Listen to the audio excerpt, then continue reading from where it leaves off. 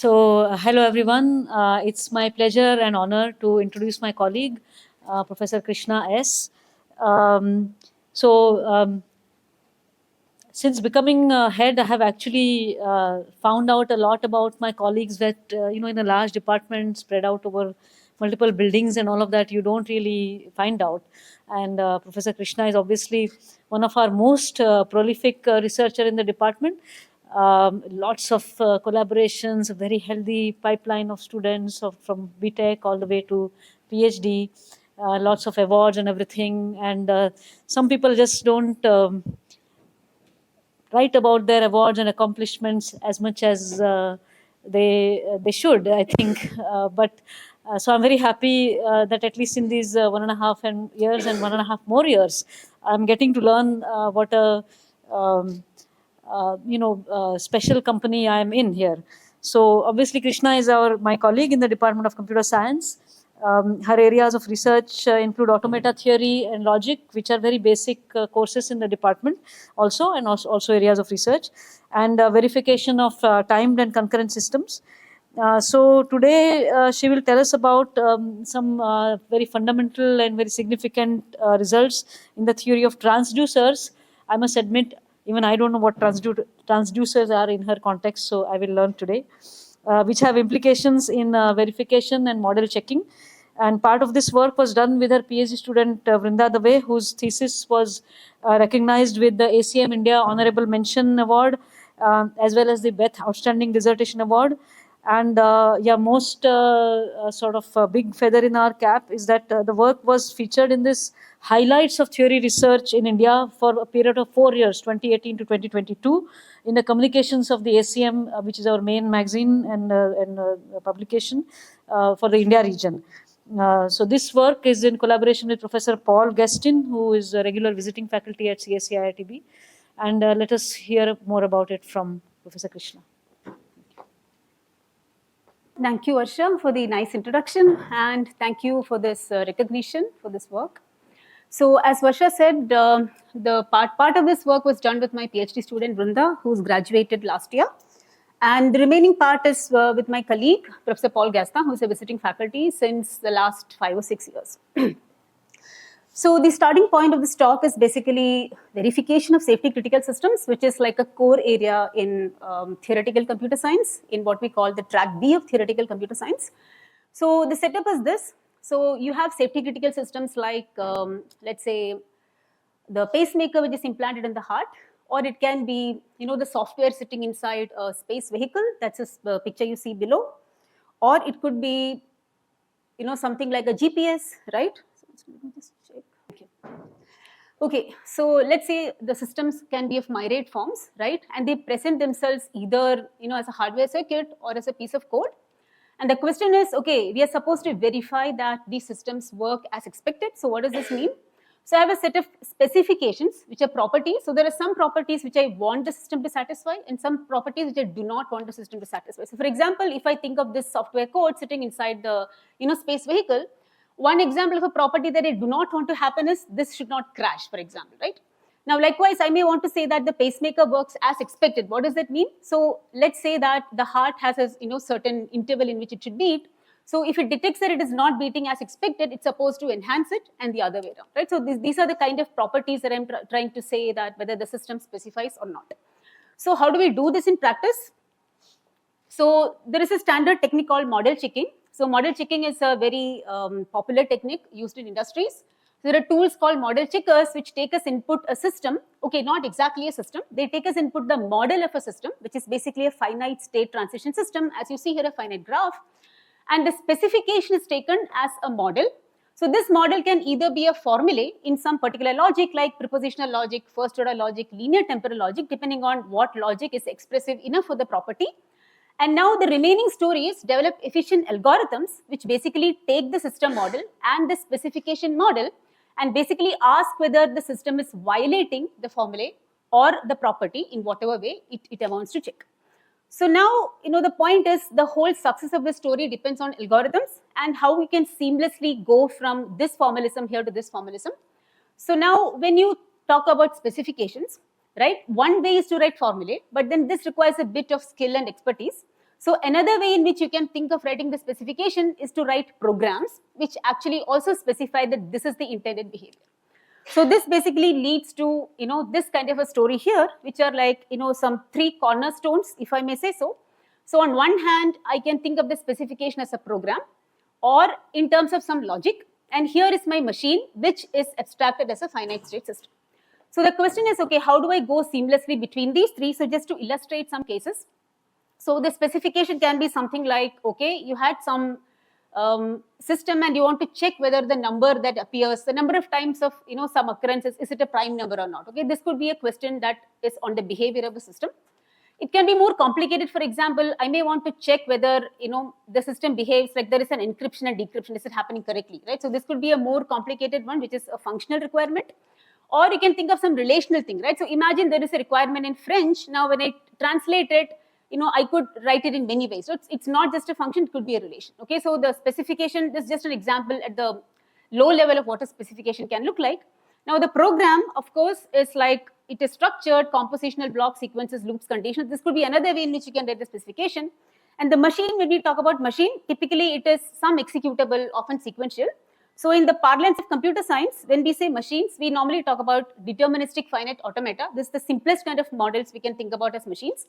Now the programs can be regular expressions as they are called. So if you think about it, it's nothing but a declarative language in which you write your specifications, or this is the logic way of writing the specification. So depending on the expressive power you require, monadic second order logic or linear dynamic logic, some examples of logics in which you can capture your specifications. So here I've written inside that at this point of time, I'm thinking of behaviors which are regular languages. So basically, so this function basically says, so if I take a word here, and if I map it to true, this means that this behavior is what I expect from the system. If I map it to false, this is something that I do not expect to happen in my system.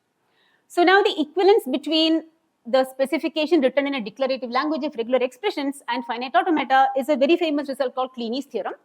Likewise, if you want the equivalence of these two formalisms between logic and automata, this again a very well-known result, Bucchi, Algott, and Trachtenbrot theorem. So now given these two equivalences, we basically can also go between these two. So now if you want to restrict yourself to some more lesser expressive formalism, so here is something called first order definable languages. So these are some more simpler kind of properties, like for example, these cannot do counting. So these can basically talk about some patterns like, if A occurs, then I expect a B. So some kind of requirements like if there is a request, then there's an acknowledgement later, for example, can be captured in this specification. So the declarative language for this is called star-free expressions, and there is a logic called first order logic or linear temporal logic which captures this. And the automata for this are basically what are called counter-free automata. So here again, there is a famous result called Kamp's theorem, which basically shows the equivalence between counter-free automata and first order logic. And the equivalence between this declarative language of star-free expressions and first order logic is established by McNaughton and Pepper's theorem. So once again, we get the equivalence between these two given the other two equivalences. So if I keep going on, so if I have much more expressive formalisms, like suppose I have to deal with programs which have recursion, which means I need to have a stack in my automaton, then correspondingly the specification logic will also require some more complicated formalisms to capture the recursion. And correspondingly, the declarative language is what we call context-free grammars. Okay, so here again, the equivalences are well known. As I've written here, so Chomsky, Schutzenberger's theorem shows the equivalence between the grammars and the push-down automata, as these are called. And likewise, here is again a very well-known result which shows equivalence between the logical formalism as well as the automaton. So given these two equivalences, once again, we know that, okay, I can go from here to here in a seamless manner. So in some sense, if you are trying to verify a system where the model of the system happens to be a push-down automaton, if the requirement is written either as a context-free grammar or in terms of this logic, then I know how to basically check whether the system satisfies the property because I know how to translate between these two. So now comes the story behind today's talk. So which is that, okay, now so far I was talking about behaviors which was just modeled as words. But what if I want to talk about the input-output relationship, right? So for example, I want to say that if I see a certain behavior W as part of the input, then I expect a word W prime as the output. So this is basically going beyond just languages, but this is what we call the transducer or a transduction because I'm transforming one behavior, I'm expecting another behavior as the output.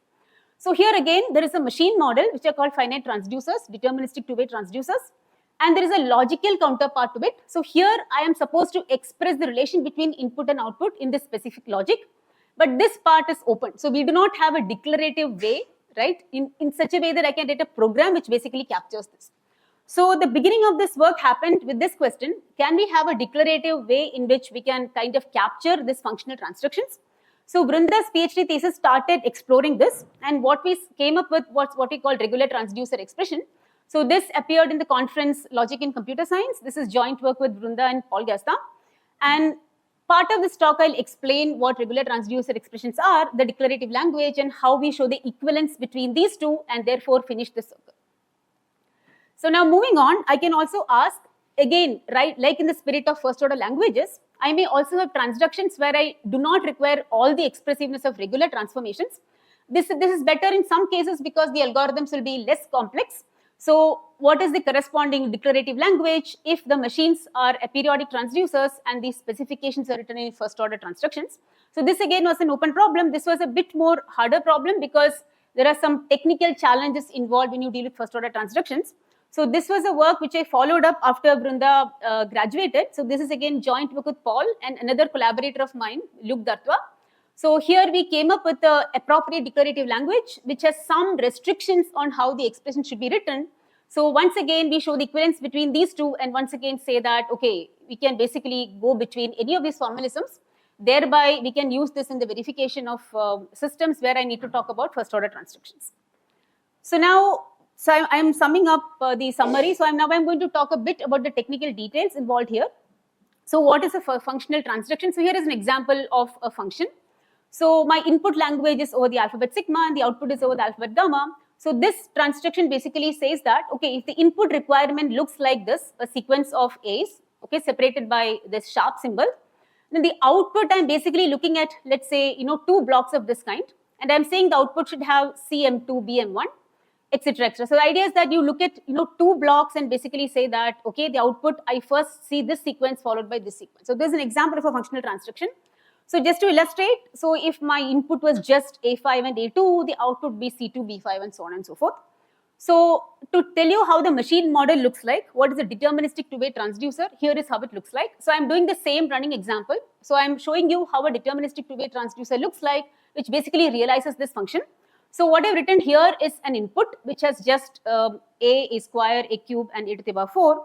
So here is how the machine model looks like. So there's finite number of states. So if I just kind of run you through the transitions. So I have an initial state and what you see here is a simulation of the machine on this input and what you see below is the output that it produces, okay? So if you look at the transitions, the +1 basically means I move right on the input and the -1 means I move left on the input. And as you can see here, the way the machine moves, the transitions are designed in such a manner that the output produced is basically exactly what you expect out of the functional transduction. So now the challenge really here is that, okay, how do you define a declarative language given a two-way machine? So the problem with the two-way machine is that the output is supposed to be produced from left to right, while the machine basically is going to travel both left and right. So it's not obvious how to basically, kind of create a declarative language which can be equivalent to such a machine. So I'm just going to tell you briefly about the regular transducer expressions, right? And how this can capture the two-way transducers. So this is basically the grammar that we have for the declarative language. Here you see all the constructs, and when you put them together, you can write a program which is basically in the language of the RTE. So I'll just explain few of them. So here, what I mean by D is basically a constant. So D is just a constant. This basically says the if then else construct, which is very common in programming languages. So this basically says that if K is a regular language, now if the input happens to be in the regular language K, then you apply the function F, otherwise you apply the function G. Okay, that is the meaning of that. So here is an example illustrating that. So here you see that this, for example, says that CA is the expression which says if the input symbol is A, you output A. If it is a B, you output the empty word, otherwise it's undefined. Likewise, you have CB. So the domain of both CA and CB are basically the symbols A and B. So now we can construct more and more complicated expressions as part of a declarative language. So let's see the iterative construct called C+. So here the idea is that, okay, you have this, oops.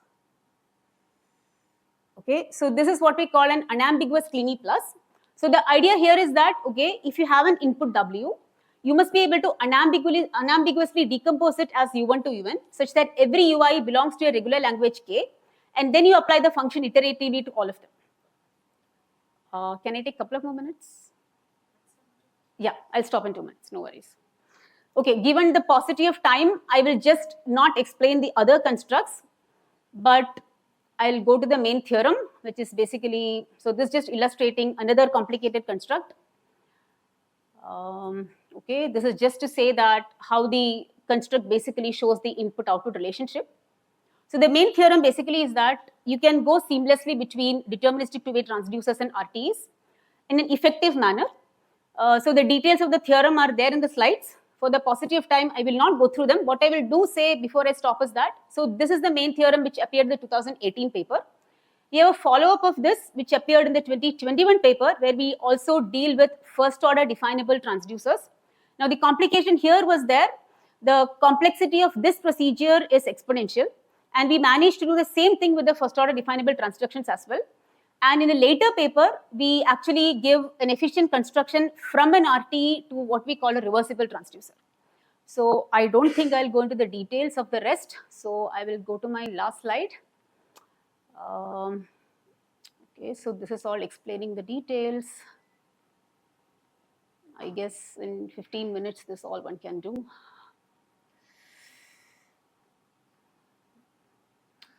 Okay. Okay, so the summary basically is that we could handle all kinds of functional transductions, be it first order or regular, by providing declarative languages appropriately. And we now have this complete equivalence. So now the hope is that we can now build a tool which can take as input a functional transduction and actually verify whether it satisfies a property written either in the logical sense or as a program.